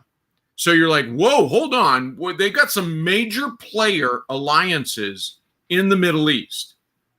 Then you go over to Cuba and Venezuela, and I'm like, they got some major players here in the Caribbean. And Has so, anybody been watching the Russian movements down in Venezuela and South America lately? you're right. That's it, John. People are pretending this is just a China-Russia thing. I'm like, if it really snowballs, you're telling me North Korea, they're not going to play that card? You're telling me the Cuba-Venezuela card, they're not going to play? Come on, they are. They are. Have big assets in South America right now. And I watch them very closely because Venezuela is only about a 90-minute ride from Florida. So it's something I kind of keep an eye on. They got a lot going on down there right now. And again, we're all, let's look at this. And like, my question is anybody else paying attention to all of this? Because while one hand's doing this, what's the other hand doing? Don't look over here. All I know is I start wondering if I've got enough coffee put away. They may even have Canada as an ally at this point. Maybe. Oh my God. Well, no, the Canadians would never do that. They'd just behead, Yeah. Let's go. So they would Trudeau, they would behead him. I'm pretty confident there's enough, Canadians that would just say, no, we're not doing this. But nonetheless, yes, in their government, China and Russia have an ally in Trudeau. There's no question about that. And I think what's really upsetting, and I know I'm Monday morning quarterbacking it. I don't want to go down this too far, but I'm going, are you kidding me?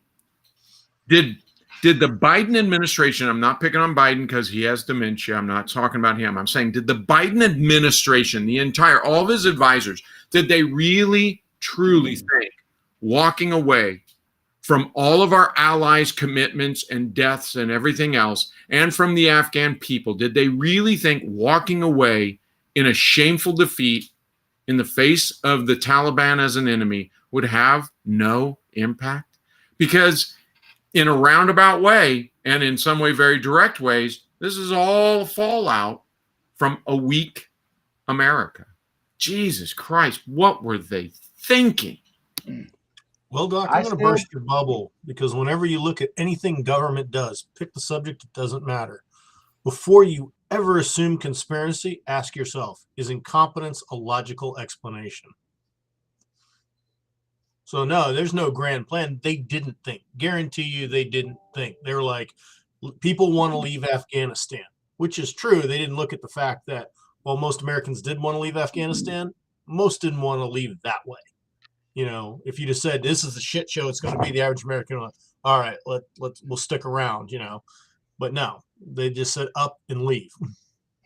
Well, they didn't think about it. They thought it would look good on a poll, and that's all the thought they put into it. Well, that's all that matters. And again, that's one of the problems with our government. I've thought about this through and through before, and I know that the others much brighter than me have said that, it's not a perfect form of government, but it's kind of the best that we've got. But when governments are based on elections, and whether a person, gets to be elected and gets to be president is based on elections, he's not looking at necessarily what's best for the country. He's looking at what's best for him and, his ability to survive as a politician. We particularly see that in Congress with these lifelong politicians, right? But you even see it with a president, and with Biden, he is a lifelong politician.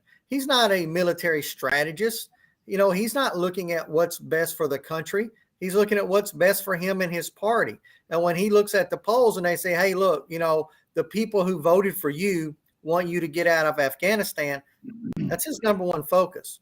It's not the people of Afghanistan. It's not the Americans in Afghanistan. It's not our world standing. It's not the respect that we have. It's not our prior commitment to other countries. Those things are minuscule to him. He's only interested in pleasing the people that have voted for him and doing what he thinks that they want him to do. And that's one of the flaws with, I believe, our form of government. I said on January 22nd, we were in trouble because we were going to be not only perceived as weak, but would be weak. And the sharks were going to smell blood in the water. I just didn't know how quickly it happened. And it's sadly bearing out. I mean, we all know that, somebody's going to be the leader. It's either going to be us or somebody else, and there will be chaos until somebody finally becomes the one in charge. And it darn sure ain't that one right now.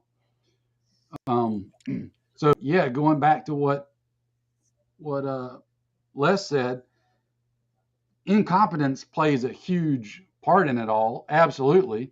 But then you add in incompetence along with intentional subterfuge and nefarious nature, you got a really bad recipe. Yeah, one of the commenters just mentioned something I was going to say is that Joe Biden's been on the wrong side of every single foreign policy decision he's ever made. I mean, correct me if I'm wrong, but he was against going in and getting Osama bin Laden. I mean, that alone says it all. So I don't have much faith. I know, Brent, you said that if shit goes down in Taiwan that we may intervene. I'm not sure Joe Biden has the balls to intervene. I hope he does. I hope I'm wrong, but I'm not very confident that he would stand strong with the Taiwan people. I think he I don't will. think he's got a Chad. I don't think he's got a choice. I think he will, but look what happened when Clinton had all the scandals going on. What did he do? He started sending Tomahawk missiles and blowing up pill factories and stuff. That's the Democrat MO playbook. You have a political, you're slipping in the polls, they'll start blowing up somebody. As soon as they start getting in trouble, they suddenly become war hawks and start blowing crap up. As long as they're not in trouble, then, oh no, everything needs to be peaceful. Everybody else is the war hawks. But as soon as they get in trouble, somebody said in the chat a while ago about Cuba, we don't pay anywhere near the attention to Cuba that we used to pay. Like, we still watch them, but not like we used to. Russia reopened a base in Cuba, and they gave a bunch of the property on that base to China so that China would have a small base there. There are physical Russian and Chinese troops both in Cuba. Cuba's not what I'm more worried about, though. The bigger forces are in Venezuela and South America, just to fill in some of the ones in the chat that were talking about that.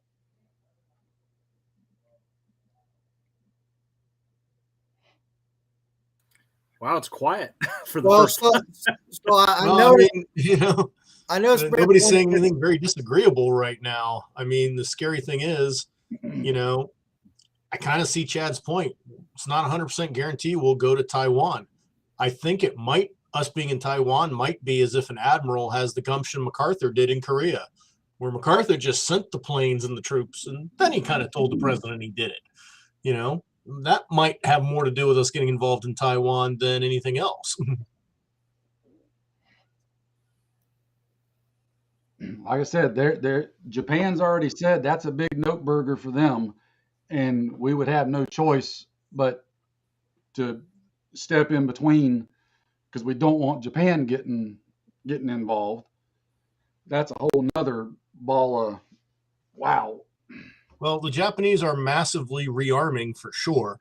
Yeah. But be interesting to how spun up they are.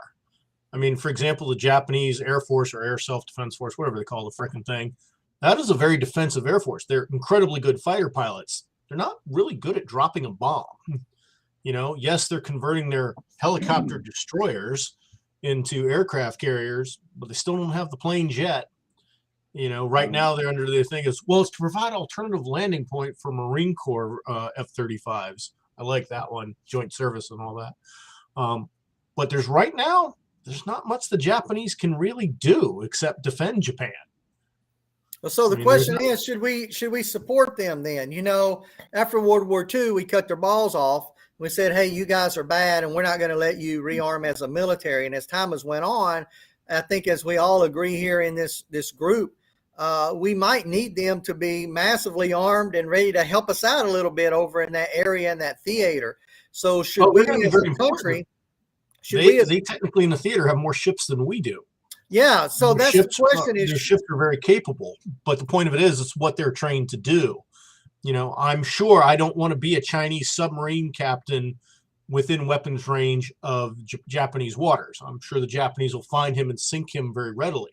I don't think the Japanese have the ability to go to Taiwan and sink that same Chinese submarine there. That's the part I question. So should we be encouraging that they increase those capabilities and supporting them in that role? It seems like they need to diversify their forces somewhat so that those pilots that are great can drop bombs.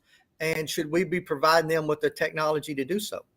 We essentially already are. They're converting their Izumo-class helicopter destroyers into de facto light aircraft carriers, and they intend to put F-35s on them, and they've already bought 42 F-35Bs to fill those decks up.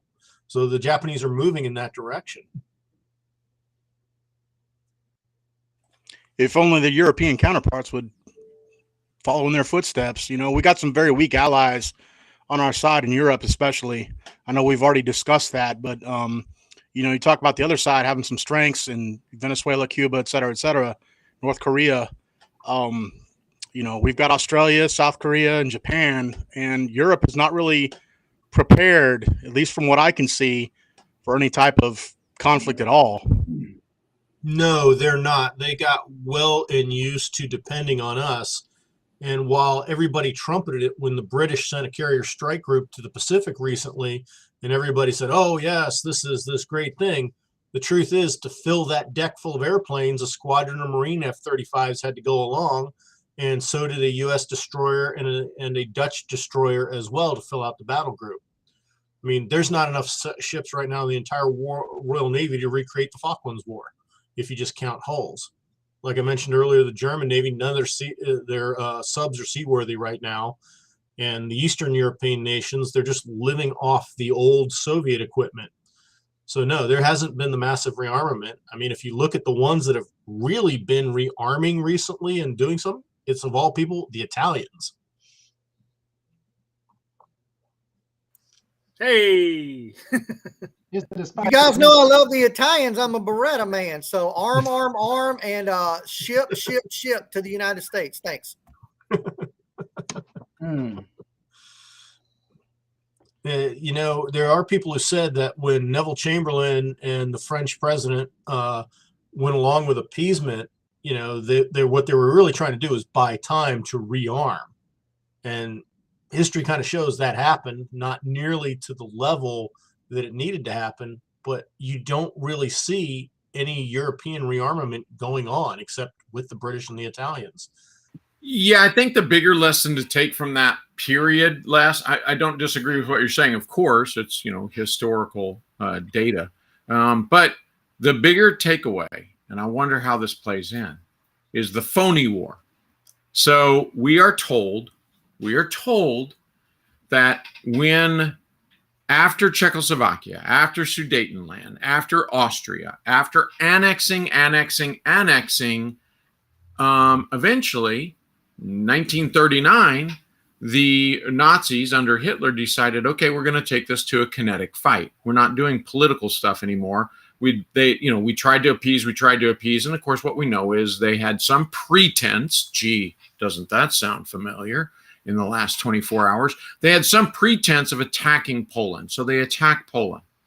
Now, the biggest threat to Germany, to Hitler's reign, was during this period because there was a very limited number of mechanized armed forces, and they threw that into Poland and essentially left their lowest grade military units on the western border with France and Belgium.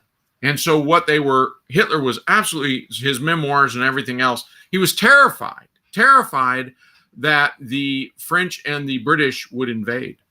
The French, the British, and the Belgian. They would, honor their commitment to Poland and invade Germany. And so the phony war happens where they march into, this one Alsace-Lorraine area. They go about 10 miles in, and then they just sit down. I think they fired a couple shots in the air. The Germans fired a couple shots to say, yeah, we see you. And everybody sat there. They say that that Hitler was terrified at this moment. He was like, oh my God, what have I done?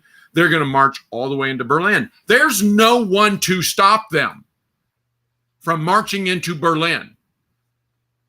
And so you had the phony war where the British and the French just sat there and said, we don't know what to do. So I'm wondering if the Russians march past the regions that they say they have sent peacekeepers and they start marching into Ukraine, does Latvia, Lithuania, Estonia, Poland, Hungary, do they march? Do they march on Moscow? Because if they don't, they're missing an opportunity. It's a valid point.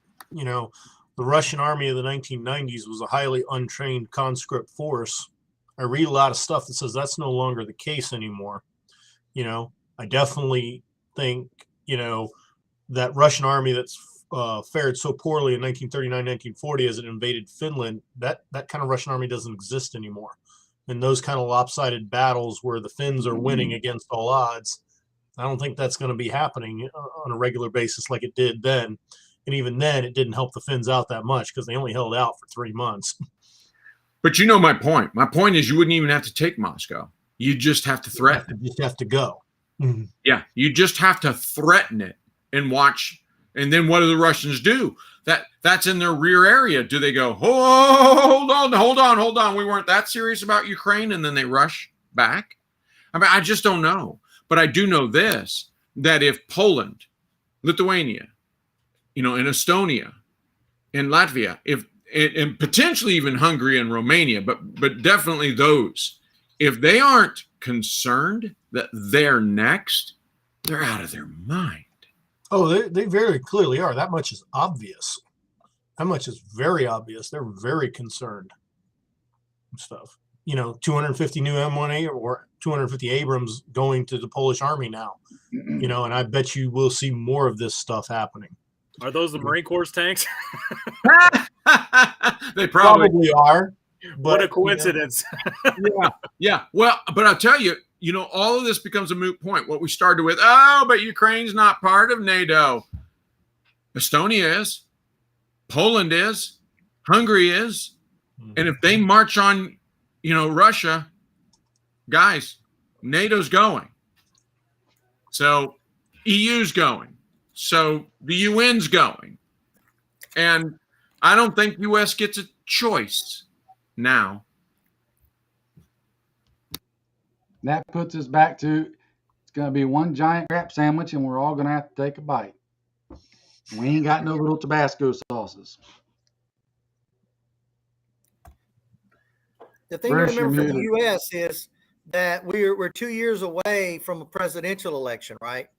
So, these things do tend to slow roll. It appears that Russia's moving kind of slow on it. So if we have a different president, either because of the Americans' low approval rate of Biden, or because things have simply changed and we as a country realize we need a war hawk, somebody that'll go out there and take care of business in Europe because of what has unfolded in the next 2 years, then that may change things as well. We may not be in the same position politically in 2 years that we are in today. Midterms, Bruce, I wouldn't even put it to the presidential election. They want that's fair. They have to happen before the midterms because they're already scared of getting slaughtered. My buddy, that's right here in town who works in this stuff, he's already said that's why you're seeing all the sudden changes on all the mask mandates and all of that. It's not that the science changed. It's that they looked at all their poll numbers and they started to realize they get slaughtered. So then they decided to say, oh, okay, well, we can start rescinding all this stuff. See how great it worked. We're awesome. Vote for us again. I agree 100%. No doubt about that. Midterms Yeah, are going to be key. That may be a topic for another stream. Apparently, there's some science that the CDC has been holding out on because it's going to make all that stuff look bad. So, with that, anyways, guys, we got about 10 mics left in this stream.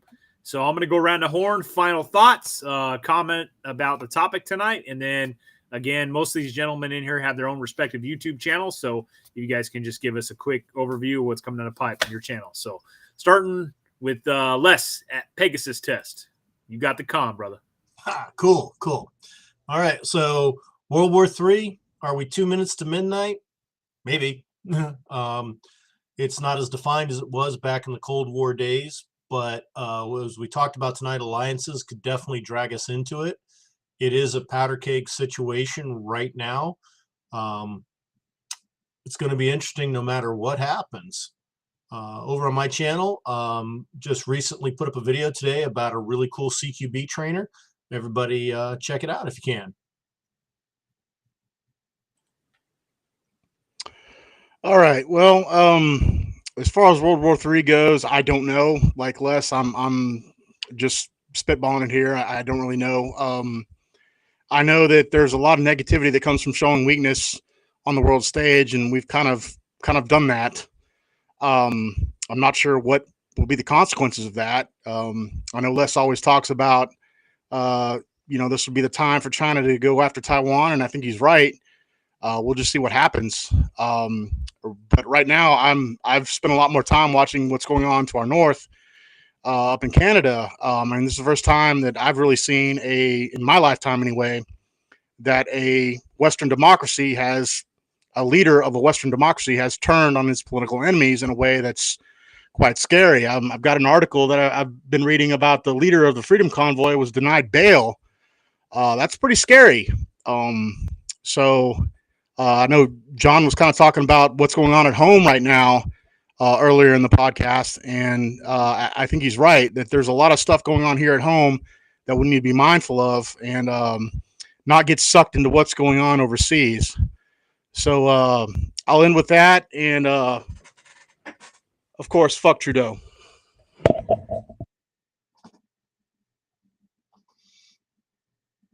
All right, so I'm up, and I don't have a whole lot to say. I think I've been more of a listener than a speaker throughout this show. We've covered most of this before. We kind of know where we are. There haven't been any major changes, but there could be by the next one. We'll just have to wait and see. I think you guys kind of all know where I stand on all this, and I'm with Chad though. I think that what's going on in Canada, strangely, is sort of a microcosm, sort of like this little bitty photo of what could be going on here. I think Canada really took it to a whole new level with the way that they treated those protesters and the way that they've jailed them, the way that they're going after their bank accounts, the way that they're using every power. I mean, this is stuff that literally the Nazis would do. And I don't like to use that term lightly, but going after their families, going after their livelihood, it almost feels like they're not really playing fair at all. And I would expect to see maybe some of that try to come here because we know that how corrupt our government is as well. And if they think they could get away with it, they may try it. I don't think they'll get away with it, but it's definitely something to watch. In terms of, World War III, yeah, guys, I'm in a holding pattern still. You guys know I agree with most of what has been said here. We all seem to be in somewhat of an agreement until someone actually moves and the United States either acts or doesn't act. I don't think that we're going to see a whole lot of change. I do think that if we get to the point where something like Poland is threatened, I wouldn't take Poland lightly. They were a bit of a joke in World War II overall, but if you look at what Poland actually did in World War II, they had some very hard fought battles. The Polish people are proud people. They have a modern military, and it's getting more and more modern as the years go on. So I wouldn't discount them either. But well, we'll see on the next live stream, and maybe we'll have some updates, and I'll have some new opinions. Yeah, this is one of those philosophical questions at this point. And that's, I think, all we can do here. If the butterfly flaps its wings in Rio de Janeiro, does the series of events that happen after that cause a hurricane in Nantucket. I don't know. I don't know where this is going. Everybody else has said they're sitting on the fence. I certainly see the propensity for World War III. And that is remarkably disturbing to me because I feel like the butterfly that flapped its wing was the Biden administration tucking its tail and cowardly, shamefully exiting Afghanistan the way it did. Now, that said, on a personal note, and yes, I'm going to pretend that the whole world revolves around me. This is my movie. You guys are just actors in it. On a personal note, if China attacks Taiwan, I can pretty much say, there goes the cheap sex robots. And so I will not be able to fulfill my my promise to you as your incoming president to provide you all with cheap sex robots. The best I can do is just give you tax deductions and subsidiaries. All right, that's what I've got. God bless us all.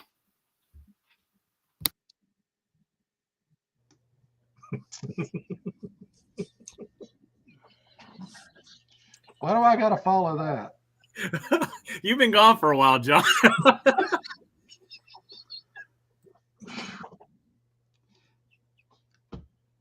Okay. Pretend like there's a hurricane coming. You know it's coming. Make sure you got some food and water and medicine and gas stored away for the generator. If a hurricane turns and doesn't get here, you can still use all that stuff one way or the other.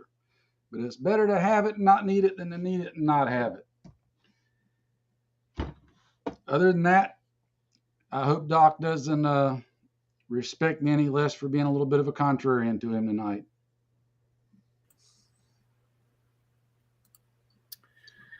All right, guys. Well, this has been a very interesting conversation tonight. I know we've held about 400-something viewers in this stream for the entirety of the 2 hours, and it's just been magnificent. So I appreciate everybody jumping on tonight.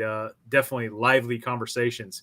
My 2 cents is I still stand behind. I don't think Putin's going to push all the way in. If we look at Georgia, if we look at when he first went into Crimea, it's been limited objectives. I think Bruce had a very excellent point earlier in the conversation where he said from like Trump, right? He comes in asking for an ass load, and then when you get a little bit, more than you were expecting, then it's a win. So I think his idea was to take those 2 self-identifying Russian areas all along.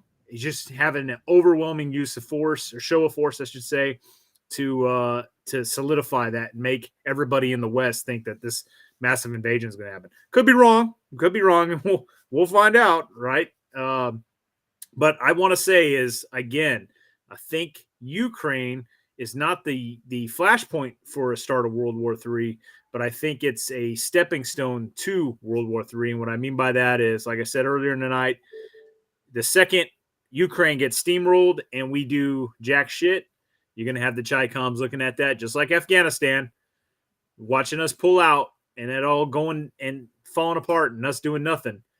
I think that's when China moves on Taiwan, and I believe 100% that we will intervene with that. And then that will be the flashpoint for a war with China.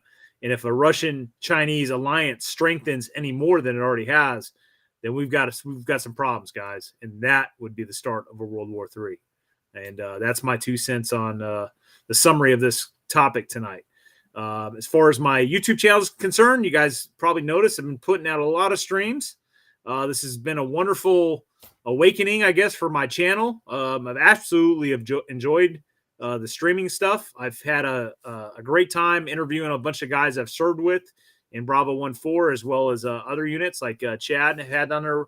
And definitely going to have more guys to come. So check out that interview with warfighters. I do that in addition to these streams. And then I've also had some great interviews with people like Major Fred Galvin that's talked about some U.S. military legal cases where guys are really getting dragged through the mud for BS reasons that need to get brought to the forefront. So I've also got regular content, guys, the same kind of content I've always put out. I'm constantly going to be putting out at least that once a week. So that pretty much wraps it up, guys. It's been a great panel tonight. I appreciate everybody joining in. So signing off. Have a good night.